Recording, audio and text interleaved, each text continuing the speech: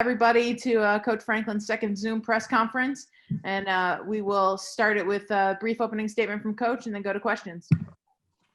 Yeah, so just quickly, I hope all you guys are doing well and your families are doing well. I think we've all been affected by this in some way, some closer than others, but I hope you guys are healthy. I hope your families are healthy and well. And I think that's the same way with the message I'd like to get out to all the people that follow Penn State athletics, in our community, in our state. These are very, very unusual times for all of us and challenging times. So I hope everybody is doing well and staying safe and healthy and following all the guidelines. Also, just quickly, I'd like to congratulate all of our guys that are graduating. As we know, this graduation is very different. My niece back in Langhorne is graduating and not as a senior, not being able to have her graduation ceremonies and everything that comes with it.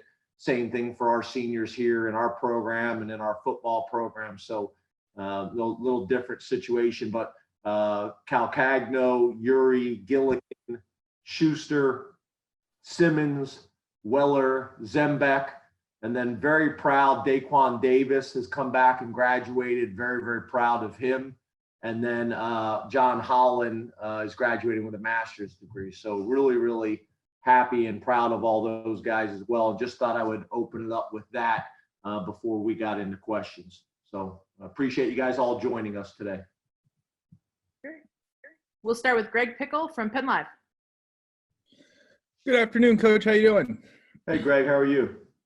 I'm doing well. Thanks for asking. Hey, I'm just curious. I know before you're not going to let me see where you're sitting, huh? You're not going. Not going. Yeah, I have a potato. I have a potato for a computer screen, so it's not the best camera money can buy. Hey, I know last time we were talking, I believe you're out in Colorado. So are you still out there, or have you made it back? And just how have things evolved with you and the staff and everyone as about a month now has passed? Yeah, no longer in Colorado. Everybody's kind of all over the place now, to be honest with you. I've kind of prepared the staff to understand if we get back to football, we're probably not going to get vacation time. So the staff is kind of scattered all over the place. But we're, probably not going to get your normal summer break that you normally get. So nothing has changed. The first week was a little bit strange for all of us, but I think we're actually in a pretty good rhythm now. There's probably been some blessings that have come out of this in terms of, forcing us outside of our comfort zone and embracing the technology. And we're in a really good rhythm now. So we have staff meetings, I think Monday, Wednesday, Friday, 8 o'clock in the morning. Then we break up and go offense, defense after that. Recruiting calls every night. Usually I do recruiting calls every night, Zoom calls, about 4 of those each night. Once a week, we have a team meeting on Wednesday where we pretty much make announcements and just keep everybody up to date with what's going on. We've added a parents meeting every other week, which has been really good to keep them informed about what's going on and answer any questions that they may have. And then I've been also trying to have meetings once a week with all the incoming guys that, normally would have been coming up to spring practice and things like that. So more than anything, just trying to stay connected with everybody as much as we possibly can, keeping everybody informed of what's going on. And I think the biggest challenge that I would say, for me in my position here, I think as a leader, you're trying to be able to, give everybody the vision and give everybody the plan, but it's just hard to do that right now when there's so much uncertainty. So, for us, we try to go back to what we talk about, with everything else in our program, which is waking up every single morning and trying to be the best you possibly can academically and athletically and socially, so that when we are able to get out of this, we can hit the ground running. But that's the biggest challenge, I think, for leadership right now, is what you typically want to do is you want to be able to say, this is what we're working towards, this is where we're going, this is when it's going to happen, and this is how we're going to get there. And right now, that's just a little challenging. We will go to Nubias Wilborn from the Pittsburgh Post-Gazette. Hey, Coach, how are you? Didn't see you last time, so good to actually meet you. From there, just what is your take on the NCAA's policies with the NLI and everything that comes with that? How do you feel about it? How do you feel it affects your program? Yeah, so I think anything that's going to, be a positive for our student athletes, we're supportive of, and to be honest with you, I think pretty much that's the case all across the country. I think a lot of times I see that the NCAA and they get beat up over things like this, but it's a lot more complex than what is probably reported a lot of times or things that are discussed. The complexity of making sure that things are staying within the guidelines. And I think that's the challenge more than anything. The whole report that we've all seen, about the young man who started a YouTube channel and supposedly the NCAA shut it down and things like that. But no, I don't think anybody, has a problem with those types of things. So, the NCAA and the model of amateurism is evolving. And Penn State, we're going to be, supportive of that, like we always do within the guidelines, and support our student athletes. But it's going to be a transition, and it's going to be tricky. And I think there's a lot of things that still need to be worked through. So, we embrace, whatever the policies are and whatever the rules are of the NCAA, and then try to put our student athletes in the best positions to be successful. Tyler Donahue, Lions 247. Hello, James. Hope you and the family are making the most of this. You too, Tyler. Appreciate it. Last 5 weeks or so, 9 commitments coming on board for your 2021 class. Considering the dynamics and the lack of campus visits, what do you attribute that recruiting momentum to? And how important is this for some of those new assistants, whether it's Kirk or John, to get the ball really rolling for them? Yeah, I read an article this morning about that. There's an article that came out this morning about the number of commitments nationally compared to over the last 4 years. It's way up. So obviously, this COVID-19 pandemic that we're going through is having an impact. There's no doubt about it. I think for us specifically at Penn State, we're trying to keep our process as normal as it would be. So we do these Zoom calls at night with myself and the staff, and basically we're saying, hey, obviously we would have loved to have you up to campus this spring for spring ball or on an official.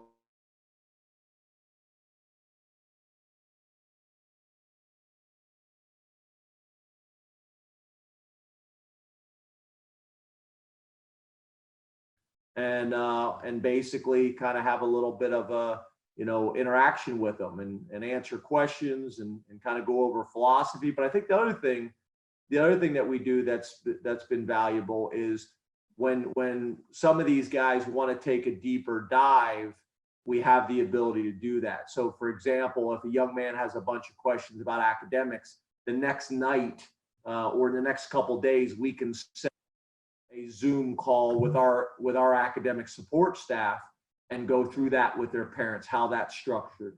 We can do it with our strength staff as well, how that's structured. Really every area of our program. Same thing with some variation of a campus tour and a facility tour. So I think, how you described it is probably the best way is making the best of a challenging situation.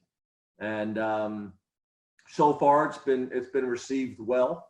I think you guys know we're not in the pressuring recruits business. That's not how we go about our business, but we also want to make sure when these young men, if they want to commit and they want to jump on board, we don't want them to be doing it because of the current situation. We want them to be doing it because they feel great about Penn State and I think it's the right fit for their families and their futures. So, I've been proud of how the staff has handled it. Obviously, it's been a huge adjustment for the new guys because this hasn't been the normal transition for them. So, obviously guys like Taylor and Trout and Coach Scott, it's been a big adjustment like it always is, but this has made it a little bit more complicated. Tyler, I know Coach froze there in the middle at the beginning for just a second. Did you get what you needed? Coach, I think I got most of it. I froze for a bit. The one thing you were getting into, it sounded, was kind of the lack of official visits and trying to replicate that. I guess if you don't mind, if I could just kind of address that in case you did. What is your kind of outlook on official visits? Let's say the whole early window is wiped out. Do you have some kind of contingency plan that you think could work? Yeah. So number one, I'm sorry, I didn't know I froze, and I gave you my best stuff during that freeze too. It was good stuff.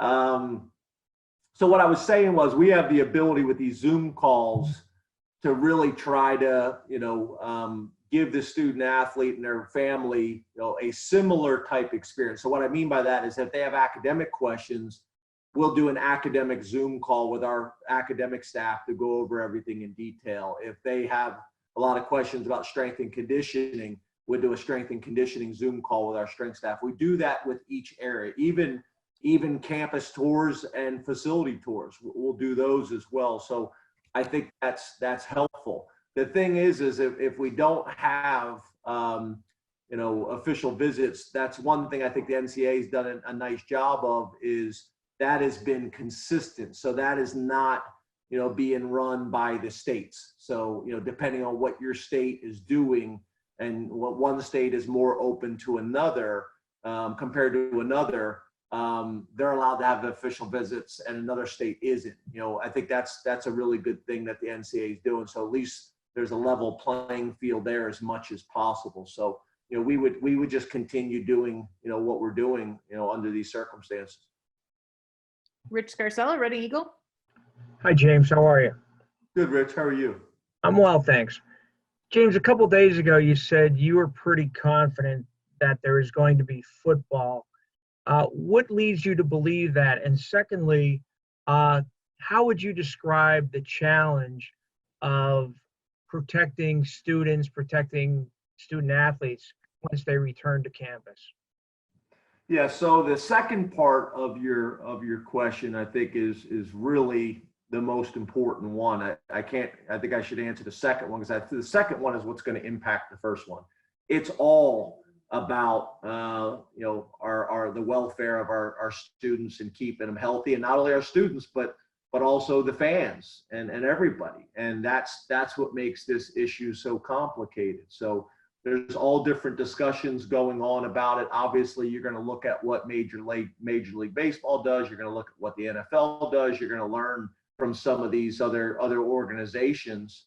Obviously, we're not them, but there's lessons that can be learned from them. So, I've said this before. I think you guys have heard me. I'm a believer in science.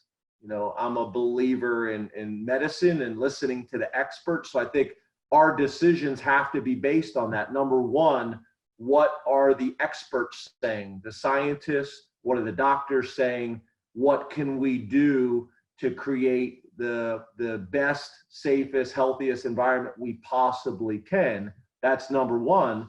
And then the second part of this, that the reason I say it is, we all realize there is an economic, part of this as well. And for us to act like there's not an economic part of this would not be being transparent. But it better go in that order. It better go in health and welfare and science-based first, and then take an economic impact of it as well, and combine those two things. So for me, I know how important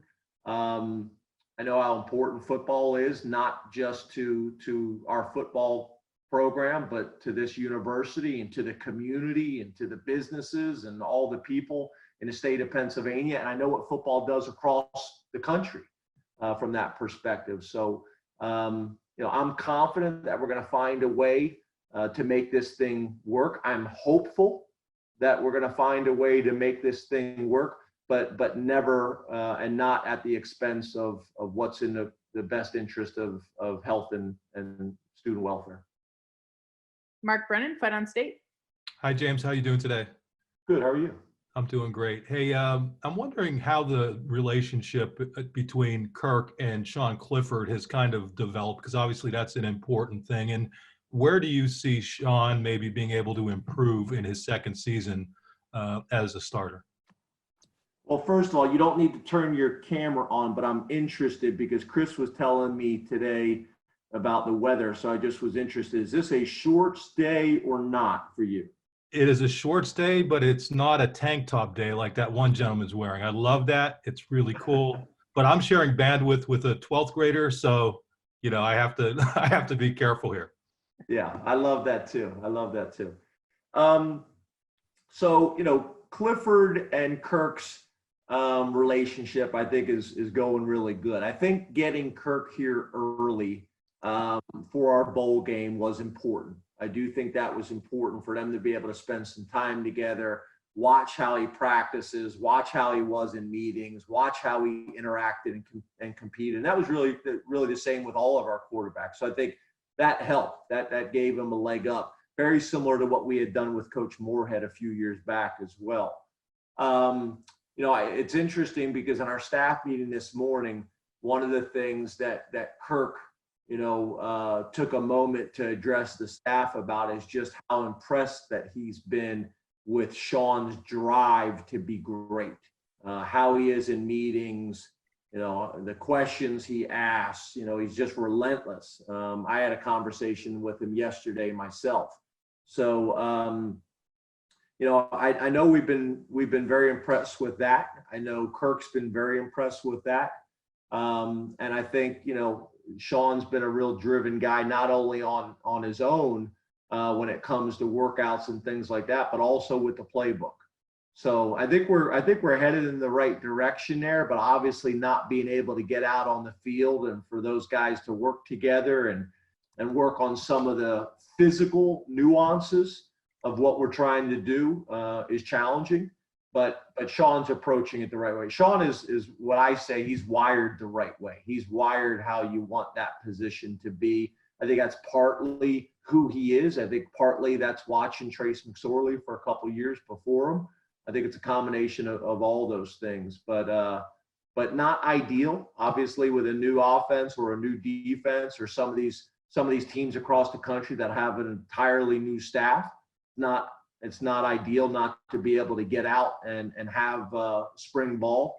In the NFL, if you hire a new staff, those guys get extra days of OTAs and things like that to close the gap on some of the other organizations. And in college football, we're not built that way. So it's different. But I think they got a really good relationship. I think there's respect both ways. The other thing that's interesting is with social media and some of these elite 11s and quarterback trainers and things like that, as soon as Kirk was announced as being hired, all of our quarterbacks are calling and reaching out to the Minnesota quarterbacks that they know through elite 11 workouts or through trainers or quarterback gurus or whatever it is. And, hey, tell me about Kirk, what do you think? So I think that helps as well, is the world has shrunk in a lot of ways when it comes to technology. We will go to Audrey Snyder of The Athletic. Hey, James, how you doing? Good, Audrey. How are you? I'm good, thanks. I'm just wondering, we've kind of seen throughout the country the financial ramifications of this are going to continue to unfold in the coming months, maybe years.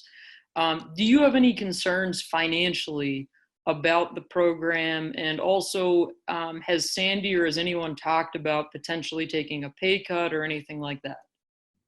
Yeah, so I think there's always a concern about financial implications. I think, I'll be honest with you, as the football coach at Penn State, you always carry a little bit of that weight, on your shoulders, that pressure on your shoulders, because that the success of football will rise all boats in the athletic department, and obviously has an impact on the community and everything else, like we talked about before. So I think everybody is aware of that, and everybody is sensitive to that. There's no doubt about it.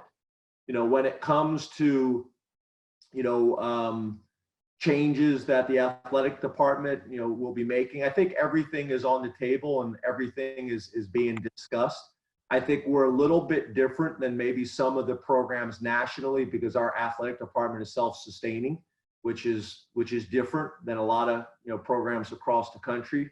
I can't speak for anybody else. I don't think that would be appropriate, but me and my wife are doing something in terms of a gift to the university that's going to impact the students from a scholarship standpoint. But right now the way we're doing it, it's on an individual basis. And again, those other things, I wouldn't get into, those things. But right now, everything's on the table. Everything is being discussed. Obviously, the longer this goes, the conversation changes daily. But right now, there are personal decisions that are being made, and me and my wife have made that decision. Dave Jones, Penn Live. James, how are you? Hey, Dave, how are you, man? Well, I got to tell you, full disclosure, I'm like a college t-shirt freak. And 10 minutes ago, I realized I had this on, and I'm sorry. That's okay. I wouldn't have noticed that if you didn't say it. Now, Audrey, I know, but I can't tell a lie. I was too late to change, and I was like, why change? Come on. I've been telling, we're all kind of flying blind on this thing, and I've been telling people who ask me because everyone wants to know, and I don't know any more than anyone else, but I've been telling them that college football could very well be a lot more complicated to get up and running than the NFL, mainly because of two factors. The volume of testing that universities must perform on all their, hundreds of student athletes, not just football players, and the ability of universities with amateurs compared with the pro franchises to get around liability, because the pros have collective bargaining units and colleges have a bunch of allegedly amateur athletes. So it seems like a sticky point to me. Do you agree that that's accurate or not? Well, I think first of all, they're two completely separate entities. I think we can learn lessons from what professional sports are doing, but they're two completely different models. I think testing is going to be critical. Pre-testing and discussions before people come back. We're fortunate because we're in what I would characterize as one of the safer communities when it comes to this. So our student athletes coming back to a place like this, where if you would happen to be in one of these cities or your university was around one of these cities that's considered a hot spot, that's even more challenging. But it's not like it reduces the impact, because we're still bringing students from challenging areas to our community. So there's got to be a lot of discussions, and as much of, I would describe it as pre-testing as we possibly can in terms of conversations. Where have you been? Where have you traveled? Any illness, any people you've been around that have been, affected. And then once we all get back on campus, being able to do the testing like you're saying, and then be able to continue doing the testing, throughout the season and throughout the semester. So you're exactly right. I do agree with you on that part. The other part, I just think they're two completely different models. But the other thing, that I think is going to have to come in here is you just have to understand. I think there's going to be 90% of our team, when we say, hey, it's cleared and you're able to come back, they are going to run back. I mean, literally, we're having conversations with a lot of our guys that they can't come back. They're wanting to come back, because you have to understand, a lot of these guys have gone back to very different situations at home. Some of these guys, their families have had other children and they don't have a bedroom anymore and are sleeping on the couch. Or, like you mentioned, there's 5 people on Wi-Fi in the house and they don't really have a place where they can study, effectively, or a number. I mean, as you can imagine, we have players from all different backgrounds. So that factors into it. But there's also going to be 10%, maybe a little higher, maybe a little bit lower, that aren't comfortable coming back. or their families aren't comfortable with them coming back. And that's fine. You know, if you're not comfortable coming back and you want to stay at home, then we're supportive, because again, at the end of the day, it's about what's in the student athlete's best interest, and what are they comfortable with, and what are their families comfortable with. So it's just a very different situation, but it is challenging. It is very challenging. And that's why there's so many different models out there that are being looked at. And what we all have to understand too is the model that may work for Penn State may be very different than what works at Arizona, or what works at Florida, or that works at Rutgers. They may be very different models based on our state, our state government decisions, and also what universities decide. So it's very complex, Dave. I agree with you from that standpoint. Mike Gross, Lancaster Newspapers. Hi, James. How are you? Good, Mike. How are you? I'm great. I'm great. Thank you for saying you believe in science. I wish everybody did. My question is about science can be proven, right? Yes, that's my understanding. Thank you. God bless you. As far as the part of college football returning that you can control, obviously most of it, a lot of it you can't control. But I heard Nick Saban say the other day that he always thought when his players came off winter conditioning, that was when they were in the best shape of the whole year, like going into spring ball. So he thought that if they could get like a month of that sort of conditioning, like winter conditioning, then you could start preseason camp and have a normal length preseason camp, and then play a season wherever that piece, 7-8 weeks or whatever it is, wherever that falls on the calendar. Does that sound reasonable to you? Does that sound about right? Yeah, I think the model that most people are talking about is a 6-week model that would be ideal. But I think your point is a good one, and it's been discussed all over the country. People forget very quickly. We forget that when I played college football, and a lot of people play college football, you weren't there all summer. You were home, working out on your own, and you'd show up and you'd be in training camp for 3 weeks or a month before the season started, and you went and played. So yeah, I think you definitely can do it under 6 weeks. I think you could do it. I think you could do it in a month, because that's how it was always kind of run before. So I think there's ways of getting it done, and I do think, based on a lot of the things we've already discussed, that we have to have some overarching guidelines that are important, that again are based on science and are based on the health and welfare of our student athletes. But we can make a lot of different models work, but we have to be flexible, and we have to be willing, and we have to be open to doing that. And fortunately, we got a bunch of really smart people that are working on this. And there's been a bunch of different models put together. But I think at the end of the day, we're going to have to be able to adjust and be flexible, because the other thing that's not being discussed a whole lot is, it's not like when we get back, things are going to be back to normal. I mean, even just everybody coming back and getting physicals. In the old days, you'd have 120 people in the training room, and you'd go from one circuit to the next, seeing the different doctors and getting all your tests done. That's not going to happen. Those physical tests, when they arrive back on campus, may take 4 days, because you're going to have to do them in small groups. So there's a lot of things that have to be discussed. There's a lot of things that have to be decided. But I do think just the transition from them being at home to on campus and getting back to a point where you're able to meet and practice, it's going to take a lot more time than it normally does, based on all the testing and procedures that are going to have to be followed. Dennis Dodd, CBS Sports. James, hi. Thanks for doing this. And clearly, Dave Jones' choice of wardrobe was antagonistic. Oh, Just weighing in. you can say that. You can say that.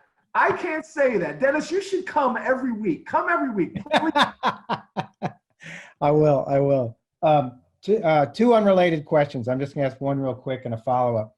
on the recruiting thing, are we now talking about virtual recruits, like guys you don't even meet now committing, or and is that to come if not? Yeah, I think it is happening. There are kids that are committing to schools and they'd never had visited. I think that is definitely happening.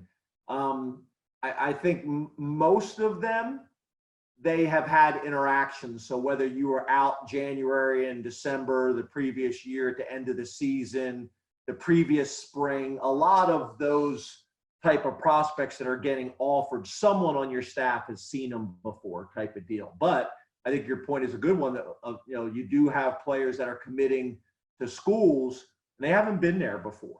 I don't think there's a lot of that, but there is some of that. There's no doubt about it. Obviously, again, it's not ideal, but I would say this, Dennis, we are in a situation now where there's more available information and resources and things through the internet and through computers and through Zoom meetings and tours, and that you're able to get done, that you're able to get a lot of information. It's interesting. I always tell young men that are going through this process, they really should have done most of the homework like they're doing now before they visited these campuses anyway. It's amazing how many kids will show up to our campus and they haven't done their homework ahead of time. When you ask a school what their graduation rate is, you should know the answer already, So these are things that we try to talk to them about as much as we can, because I think that's my job as an educator, to have these discussions about how to handle, this process. But yeah, I do think that's happening, and I think you're probably going to see a little bit more of it. You're muted, Dennis. Chris. Unmute me. Dennis? Okay. Yeah. And then real quick, a follow-up, different subject. I know they've pushed the transfer waiver thing back. I just wanted to get your take on that. Nick Saban said right in the beginning when all this started, am I going to have to, coach players differently, treat them differently because of this, because of the one-time transfer thing? I just wanted your take on it. Well, I think a couple things. I think one of the big reasons why it was pushed back is there's no system of relief for the universities right now if you did it without that other component. I'm talking an extreme situation here, but what if you had University X and 30 players decided to transfer out right before the season and you had no way to recover those? That would be challenging. The other thing that's interesting, Dennis, is you push this back. Now you're going to have two major legislative changes in the same cycle. So you're going to have the NIL as well as the one-time transfer all hitting, maybe the books at the same time. So that's going to be interesting. But I think that's the biggest reason, Dennis, is I think at this point everybody understands that these things are probably happening. But it's hard to kind of just put something in place without looking at it holistically and having some answers to maybe some of the challenges that come with it. Donnie Collins, Scranton Times-Tribune. Hey, James, how you doing? Good, Donnie. How are you? I'm doing well. It's May 6th, and in a given year when you would have had a normal spring practice, I'm assuming there's questions that would have been answered and things that you would have accomplished during the spring that you wanted to see. Without the spring practice, how challenging has it been to kind of gauge that? And are there ways where you think maybe given everything that's gone on and being able to do what you've been able to do that you might be a little ahead of where you thought you might have been? Yeah, so obviously the obvious challenges that jump out is hiring a new offensive coordinator and not getting the normal spring practice to be able to install, watch it, refine it, and make adjustments. And then the same thing by position coaches. Obviously Coach Scott with the D-line being able to work with those guys and know what their strengths are and what their weaknesses are. But I do think we've been able to get a lot more meeting time than you normally would get. Because a lot of times, during spring ball, it's a sprint. Like you go into that meeting and you're sprinting to discuss, what you need to get installed for that practice. And then you go out and try to execute it. And it's like that. It's like a constant sprint. where this is, okay, let's talk through things in detail. Let's have a discussion. Let's have a conversation back and forth. Let's take quizzes and tests and things like that. So I do think from a strictly learning perspective, I think this has been really good. But the problem is there's the physical aspects of this that we're not getting, the muscle memory, the fundamentals, techniques. The interesting thing is I kind of go back and forth a little bit as football coaches. We're a little bit of the paranoid population, and it's like the playbook. If the playbook gets out there and someone gets our playbook, well, if you don't understand all the nuances of the playbook and how the plays actually work and all the little coaching points that make it really successful on offense, defense, or special teams, that's what allows you to be good. That's what allows you to really make things go. And that's the challenge. I think the teaching is excellent, but as we all know, we have so many different types of learners. There's guys that can learn on a computer screen. There's guys that need to learn by taking notes and getting up on a board and drawing the play or having a discussion. And there's some guys that need the actual reps, the physical reps to learn. So typically as coaches, we try to teach using all of these different, available teaching methods. And right now we're limited to not having all this. So some of our learners aren't getting what they need. Heather Dinich, ESPN.com. James, I've been talking to a lot of the conference commissioners who have said that they would like to reopen the sport uniformly and at the same time, but they're also cognizant that that might be a little bit more ambitious than it is a reality. So I wanted to get a coach's perspective about the likelihood of state-by-state reopenings, and you mentioned a little bit about universities doing their own thing. I mean, how would you feel if you're in a position where Ohio State can practice, Penn State can't, Michigan can? I mean, you guys are all doing different things, not just from one conference to the next, but from school to school within your own league. Yeah, I think that's a great question. Actually, I had another coach in the league call me yesterday, and that's what he was kind of recommending, that the Big Ten kind of come out and say, hey, this needs to be consistent across the Big Ten. And I said, I just don't think that's going to work. It either needs to be national or not at all. But I just don't see how that's going to work. For example, say you have 6 schools in your conference or 8 schools in your conference that all are able to open and get going, and there's 1 or 2 or whatever the number is that can't. Are you going to penalize all these schools not being able to open? So for example, with the Big Ten, say we have 2 or 3 schools that at the end of the season are part of the playoff conversation. Well, the schools that we're competing against in other conferences, they were able to open before we were, and the Big Ten held back certain schools for a school that maybe isn't a hot spot in our conference. So it's not ideal. I think we all grew up in an NCAA that tried as much as they possibly could to level the playing field. And this would be one of those things.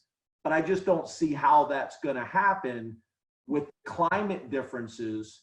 And Arizona is going to be very different than New Jersey. And Florida is going to be very different than Maryland, and so on and so forth. So yeah, I don't think you're going to like it. And I don't think people are going to be happy about it. But I think in reality, I don't see how you're going to be able to hold up 10 or 12 schools in one conference from 2 states that are opening up a month later. And I think that's the same thing by conferences. I don't think you can penalize one conference from opening because another conference is opening way ahead. I think there's got to be some type of guidelines nationally from the NCAA that making sure that conferences aren't pushing to open earlier than they should. But I think if you get into it any more than that, then I think you're going to do more damage than you're going to do good. Hold on one second. There you go. One more quick thing. have you and Sandy discussed what your plan would be, God forbid, if you got COVID-19 during the season? No, we haven't got into the specifics of me, but we've got into the specifics of staff, and players and all the things that we'd have to do. One of the things that, that we discussed, not specifically me and Sandy, but me and some of the coaches is, all these discussions are about, say you meet as a team. You can't really have team meetings right now under the way things are. So that's going to go out. Okay, well, are you going to be able to have offense and defensive unit meetings? Well, you're probably not going to be able to do that as well. But the other challenge is, are you going to meet with all your quarterbacks at the same time? Well, if you meet with all your quarterbacks at the same time and they all get sick, you don't have a healthy quarterback. So now you're going to have to break up your quarterback meetings as well, where you separate those. So that's what I'm saying, that this is a lot more complicated than I think a lot of people are looking at it. And I think that's where the challenges come. But I think your point is, we got to make sure that we're doing everything we possibly can to make sure that the student athletes are healthy. But that goes the same with the staff.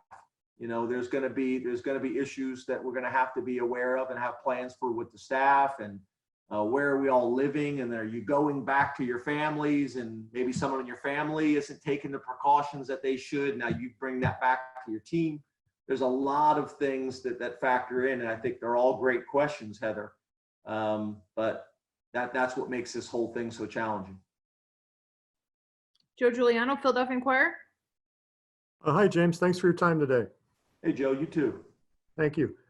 You've heard all the scenarios, playing a season without fans, shortening a season, maybe delaying the season until late winter, early spring. What are your thoughts on all those scenarios? And are any doable? Yeah, I think for me, I'm just open and flexible to doing whatever we possibly can to make it work. Because I think, if we don't make it work, there's going to be major impacts, across the board. And I still think, even if we get to this scenario as extreme as not having fans, I do think allowing, people to watch Penn State football and having the ability to do that, not just Penn State football, but all these different programs all over the country. Josh, you just put your arm up like this. I thought you were about to cough. I was getting nervous that you were going to cough right there, Josh Moyer. I guess it was a yawn. But, I do think you just have to be flexible and open to any of these things, any of these scenarios, because at the end of the day, we got to find a way to make it work if we can, as long as everybody's going to be safe and healthy. That could be shortened seasons. That could be a full season. That could be a full season with no fans. That could be a full season with partial fans. Obviously the NFL and the Miami Dolphins just came out with models. We're studying all of those things. So, for me and the conversations that I've had with Sandy and Scott Sidwell and everybody else is, we just have to have an open mind to whatever this is going to look like. And again, go back and trust the experts. And we have experts on Penn State's campus that are doing a phenomenal job for us. We have that at a conference level as well.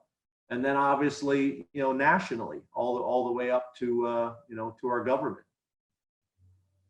We have time for a few more. We'll go with Ben Jones, statecollege.com. Hey, James, how's it going? Hey, Ben. People tend to forget that football is a year-round thing. So when we talk about starting a season later, that means that the end of that season is going to run into winter conditioning or run into spring ball or whenever it does. Is there an end date when this becomes problematic for next season? Not this upcoming season, but the one that would follow after that? Well, I think the point, Ben, is a good one. But I think at the end of the day, you got to do whatever you can to save this season and then worry about the effects of those things and come up with those solutions as the next step. So does that mean if we move this season back that we lose spring ball? I think if people had to choose between losing this season or losing spring ball, they'd give up spring ball. And if that means we have to adjust next season back a little bit, I'm not sure. I guess my point is we got to do everything in our power to make this work and be flexible and be open-minded. And are there going to be challenges, and are there going to be impacts that come from that affect other things? Yes, no doubt. It'll screw with the recruiting calendar. It will screw with spring ball. It'll screw with a lot of different things. But again, that's where the next problems come, and we have to come up with the next solutions. John Sauber, Center Daily Times. Hey, James, glad to hear you're doing well. Without spring ball, we've noticed, of course, less roster attrition and at some extent with you guys, no roster attrition. Are you concerned about your ability to get down to the 85 scholarship limit, whenever the 2020 season starts? Yeah, I think that's a common challenge all over the country. Typically, after spring ball, some of these things happen and conversations. There's no doubt about it. Guys see where they are in the depth chart. Guys see where they are in spring ball reps. Academics. There's a lot of things that factor into it. But no, I think with working with our compliance office and working with the NCAA and having these discussions, this is a common discussion, throughout the country. Again, nothing with this is normal. Nothing with this, this situation that we're all working through is normal. It's unprecedented. So there's all types of challenges that come with it, and this is one of them. We will go to, as soon as I can find him, Neil Rudell, Altoona Mirror. If he'll let me unmute him. Neil doesn't want to participate today. No, there I am. There you go. Cut out. Sorry. James, thank you. Just wondering, you talk a Neil, lot are you about. in your office based on the sign behind you? I'm in the Altoona Mirror conference room. Yeah. Wow. Going to work. I need your barber. Does he make house calls? Yeah, shaving cream from here to here every morning. You talked about hitting the ground running when the time comes, and you also talk a lot about nutrition and sleep and whatnot, and the challenges a lot of these kids are in their own communities. Have you, like, when reporting back weight-wise, I guess for all of us, it's been a different lifestyle. Is that will be a more of a priority of what these kids have to come back at? Yeah, so we have done that with the guys that have scales in their home, kind of see where they're at. Are some guys a little high? Yeah. And are some guys a little low? Definitely. But again, it is what it is. They're making the best of the situations that they're in, and how they're able to handle it, and what workout equipment they have, where they're able to work out. So many places are closed. And then same thing when it comes to food. I mean, some guys are at a home where their mom is cooking like crazy and they're able to eat everything under the roof. And there's some guys that aren't getting the meals that they normally would get by living on campus and being on the food plan. And it's every scenario in between. So yeah, it's a challenge. And again, it's not one of those things that we can control. We try to support as much as we possibly can. And that's where the conversations are really important with our student athletes and their families to find out what's going on. There are also conversations that we've had with our administration about how things normally operate, when it comes to summer school and housing and all those types of things. That's problematic, and it's challenging, because I think the reality is our players no different than everybody else in our country. They live on a budget, and I wish I could sit here and tell you that we had planned and that we had our players had a little bit of a little bit of wiggle room there in terms of being able to, have something to fall back on financially. For this, but they don't, like many of us in our country. You're living paycheck to paycheck, or you're living scholarship check or rent check to rent check, and that's one of the challenges that come with this. So these are all the things that we're discussing about summer school and turn to play policies. Mike Portman, statecollege.com. James, it's great to see you. You too, Mike. Hey, what has this done to your timeline for facilities, renovations, and improvements? And do you foresee that they might have to be amended in any way? Well, I just think everything, obviously, when construction got put on hold by the state and things like that, everything kind of got put on hold. The pause button was pushed on everything. And with that, Mike, all those things have to be discussed. Again, I think we're in a little bit different situation than most universities because we are self-sustaining. The other thing is obviously with a lot of those projects, based on how we do them at Penn State, they've been things that we've raised, that's been funded. So yeah, but I think everything at this time, Mike, you gotta, press the pause button and you take a moment. And obviously we got people within the athletic department studying all of our numbers and looking at all these different things. And everything is under discussion and everything is under consideration. And obviously the longer this goes, the more impactful it is. So, at this point, everything's on the table. Our last question will go to Nate Bauer, Blue White Illustrated. Hey, James. Thanks for taking the time. How have you handled the dynamic of player accountability and motivation? Is that something that's evolved from that maybe initial push of, the opportunity and that kind of stuff? As this wanes on, does that get tougher on an individual level? And as a second part, do you lean on certain players, certain leaders within your team to kind of spread that message, to hold other players accountable? Yeah, so I think it's challenging. I think the first thing, Nate, is really anything when it comes to their workouts, is voluntary. It's they're on their own and doing what they do. So, we don't really have a way or a reason, to hold them accountable at this point. It's more about their academics and it's more about the meetings that we're able to have with them, when it comes to learning the playbooks and having discussions like that. But I do think what you're going to see when they return is the gap of the guys that are really self-driven and motivated and the guys that need the structure and the discipline of the program is going to widen. I think that's naturally just going to happen. The guys that obviously are working right now the way they would work if they were on campus compared to the guys that need a little bit of push, need a little bit of supervision, that need a little bit of accountability. The gap of those guys is going to widen. Fortunately for us, we got so many guys that are driven and motivated.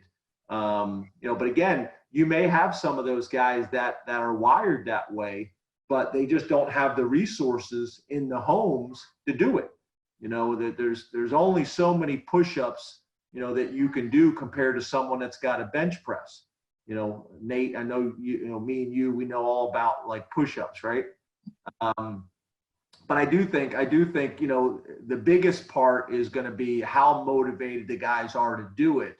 But there is going to be a little bit of the aspect just about the resources that we have at home.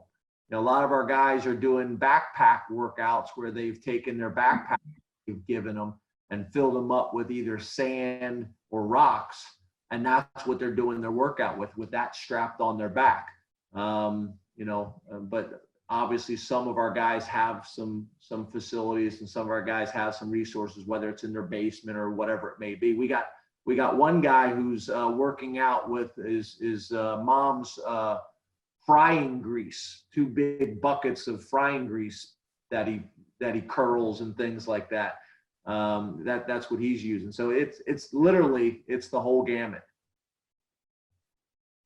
All right. Well, thank you for your time today, Coach. Thanks everybody for joining, and hope everybody stays safe and healthy.